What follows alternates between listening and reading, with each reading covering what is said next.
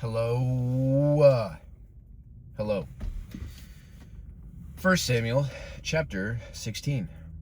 Now the Lord said to Samuel, "How long are you going to mourn for Saul, since I have rejected him from being king over Israel? Fill your horn with oil and go. I will send you to Jesse the Bethlehemite, because I have chosen a king for myself among his sons." But Samuel said, "How can I go? When Saul hears about it, he will kill me." But the Lord said, "Take a heifer with you, and say, I have come to sacrifice to the Lord, and shall invite Jesse to the sacrifice, and I will let you know what you shall do. And you shall anoint for me the one whom I designate to you." So Samuel did what the Lord told him, and he came to Bethlehem. Then the elders of the city came trembling to meet him, and said, "Do you come in peace?" And he said, "In peace. I have come to sacrifice to the Lord. Consecrate yourselves and come with me to the sacrifice." He also consecrated Jesse and his sons and invited them to the sacrifice. When they entered, he looked at Eliab and thought, "Surely the Lord's anointed is standing before him." But the Lord said to Samuel, "Do not look at his appearance or at the height of his stature, because I have rejected him. For God does not see as man sees. Since man looks at the outward appearance, but the Lord looks at the heart." Then Jesse called Abinadab and had him pass before Samuel. But he said, "The Lord has not chosen this one either." Next, Jesse had Shammah pass by, and he said, "The Lord has not chosen this one either." So Jesse had 7 of his sons pass before Samuel. But Samuel said to Jesse, "The Lord has not chosen these." Then Samuel said to Jesse, "Are these all the boys?" And he said, "The youngest is still left, but behold, he is tending the sheep." So Samuel said to Jesse, "Send word and bring him, for we will not take our place at the table until he comes here." So he sent word and brought him in. Now he was reddish, with beautiful eyes and a handsome appearance. And the Lord said, "Arise, anoint him, for this is he." So Samuel took the horn of oil and anointed him in the midst of his brothers. And the Spirit of the Lord rushed upon David from that day forward. And Samuel sent out and went to Ramah. Now the Spirit of the Lord left Saul, and an evil spirit from the Lord terrified him. Saul's servants then said to him, "Behold, now an evil spirit from God is terrifying you. May our Lord now command your servants who are before you. Have them search for a man who is skillful Have them search for a man who is a skillful musician on the harp. And it shall come about, whenever the evil spirit from God is upon you, that he shall play the harp with his hand, and you will become well." So Saul said to his servants, "Now select for me a man who can play well, and bring him to me." Then one of the young men responded and said, "Behold, I have seen a son of Jesse the Bethlehemite, who is a skillful musician, a valiant mighty man, a warrior, skillful in speech, and a handsome man, and the Lord is with him."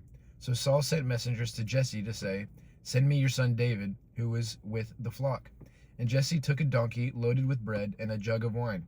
And he took a young goat and sent them to Saul by his son David.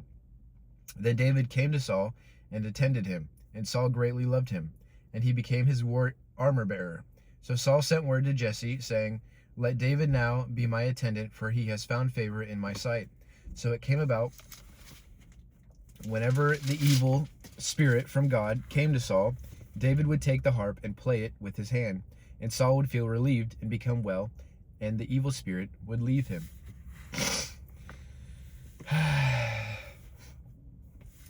It's too bad for Saul. He really turns to a darker side with young David. I apologize for my sniffling. Allergies. 1 Samuel chapter 17. Now the Philistines gathered their armies for battle, and they gathered at Socoh, which belongs to Judah, and they camped between Socoh and Azekah in Ephes Dammim. Saul and the men of Israel were assembled and camped in the valley of Elah, and they drew up in battle formation to confront the Philistines. The Philistines were standing on the mountain on one side, while Israel was standing on the mountain on the other side, with the valley between them. Then a champion came forward from the army encampment of the Philistines, named Goliath. Big dog Goliath. From Gath. His height was 6 cubits and a span, or should I say big chump Goliath.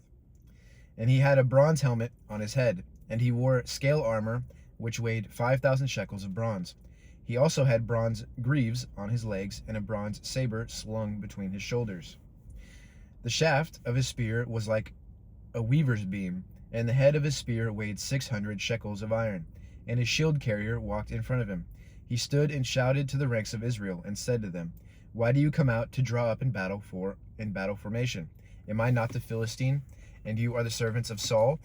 Choose a man as your representatives, and have him come down to me. If he is able to fight me and kill me, then we will become your servants. But if I prevail against him and kill him, then you shall become our servants and serve us." Then the Philistines said, "I have defied the ranks of Israel this day. Give me a man so that we may fight together." When Saul and all Israel heard these words of the Philistines, they were dismayed and very fearful. Now David was the son of the Ephrathite of Bethlehem in Judah, the man whose name was Jesse, and he had 8 sons. And Jesse was old in the days of Saul, advanced in years among men. The 3 older sons of Jesse had followed Saul to battle, and the names of his 3 sons who had gone into battle were Eliab the firstborn, the second to him Abinadab, and the third Shema. So David was the youngest. Now the 3 oldest followed Saul, but David went back and forth from Saul to tend his father's flocks of Bethlehem. And the Philistines came forward morning and evening, and took his stand for 40 days. Then Jesse said to his son David, "Take now for your brothers an ephah of this roasted grain and these 10 loaves, and run to the camp to your brothers.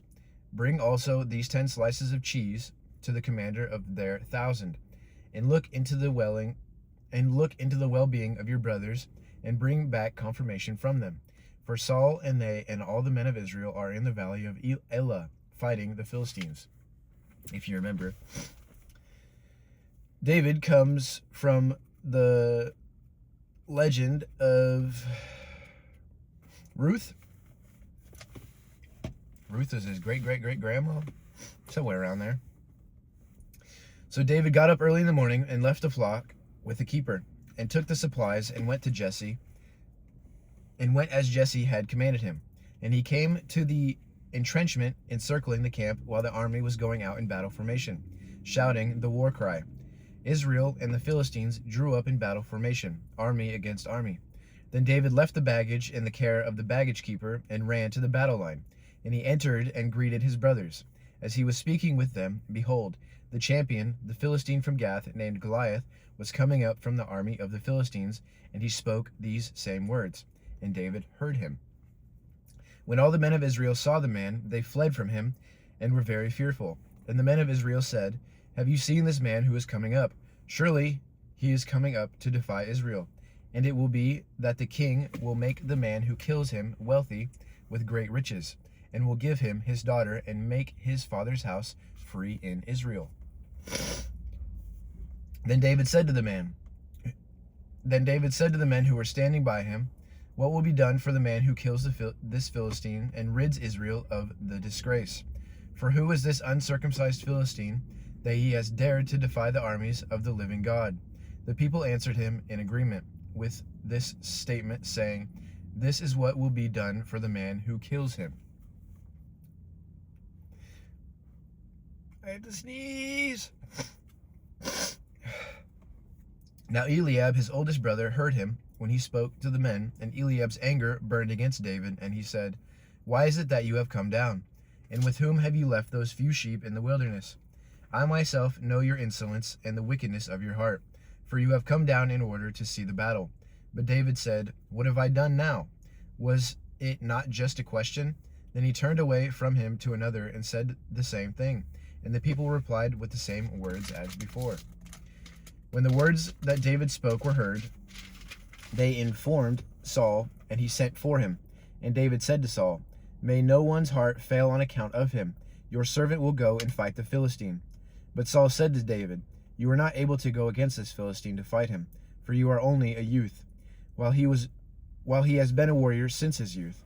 But David said to Saul, "Your servant was tending his father's sheep. When a lion or a bear came and took a sheep from the flock, I went out after it and attacked it, and rescued the sheep from its mouth. And when it rose up against me, I grabbed it by its mane and struck it and killed it. Your servant has killed both the lion and the bear, and this uncircumcised Philistine will be like one of them." Cold, David. He said, "This dude ain't nothing. I've taken out all these bears and lions.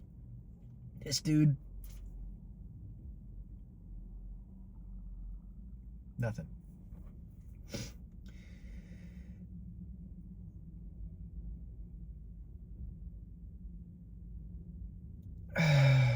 Where was I? "Since he has defied the armies of the living God." And David said, "The Lord save me from the paw of the lion and the paw of the bear. He will save me from the hand of the Philistine." So Saul said to David, "Go, and may the Lord be with you." Then Saul clothed David in his military attire and put a bronze helmet on his head and outfitted him with armor. And David strapped on his sword over his military attire and struggled at walking, for he had not trained with the armor. So David said to Saul, "I cannot go with these, because I have not trained with them." And David took them off. Then he took his staff in his hand and chose for himself 5 smooth stones from the brook and put them in the shepherd's bag which he had, that is, in his shepherd's pouch, and his sling in his hand, and he approached the Philistine. Then the Philistines came and approached David with the shield bearer in front of him. When the Philistine looked and saw David, he was contemptuous of him, for he was only a youth and reddish with a handsome appearance. So the Philistine said to David, "Am I a dog that you come to me with sticks?" And the Philistines cursed David by his gods. The Philistine also said to David, "Come to me, and I will give your flesh to the birds of the sky and the wild animals." But David said to the Philistine, "You come to me with a sword, a spear, and a saber, but I come to you in the name of the Lord of armies, the God of the armies of Israel, whom you have defied. This day the Lord will hand you over to me, and I will strike you and remove your head from you. Then I will give the dead bodies of the army of the Philistines this day to the birds of the sky and the wild animals of the earth, so that all the earth may know that there is a God in Israel, and that this entire assembly may know that the Lord does not save by sword or by spear, for the battle is the Lord's, and he will hand you over to us." Man, David is so cold. His strength. The Lord's strength. Then it happened, when the Philistine came closer to meet David, that David ran quickly toward the battle line to meet the Philistine. And David put his hand into his bag and took from it a stone and slung it, and struck the Philistine on his forehead. And the stone penetrated his forehead, and he fell on his face to the ground. Brother didn't stand a chance. So David prevailed over the Philistine with the sling and the stone. He struck the Philistine and killed him, and there was no sword in David's hand. Then David ran and stood over the Philistine, and took his sword and drew it out of its sheath, and finished him, and cut off his head with it. When the Philistines saw that the champion was dead, they fled. Then the men of Israel and Judah rose up and shouted, and they pursued the Philistines as far as the valley, and to the gates of Ekron. And the Philistine dead lay along the way to Shaaraim, even to Gath and Ekron. Then the sons of Israel returned from their close pursuit of the Philistines, and plundered their camps. And David took the Philistine's head and brought it to Jerusalem, but he put his weapons in his tent. He had to be strong to cut his head off. Now when Saul had seen David going out against the Philistine, he said to Abner, the commander of the army, "Abner, whose son is this young man?" And Abner said, "By your life, O king, I do not know." And the king said, "You then, ask whose son the youth is." So when David returned from killing the Philistine, Abner took him and brought him before Saul with the Philistine's head in his hand. Then Saul said to him, "Whose son are you, young man?" And David answered, "I am the son of your servant Jesse, the Bethlehemite." Oh my goodness. King David's an absolute legend. Too bad he had some troubles as well. As do we all. God bless. Amen.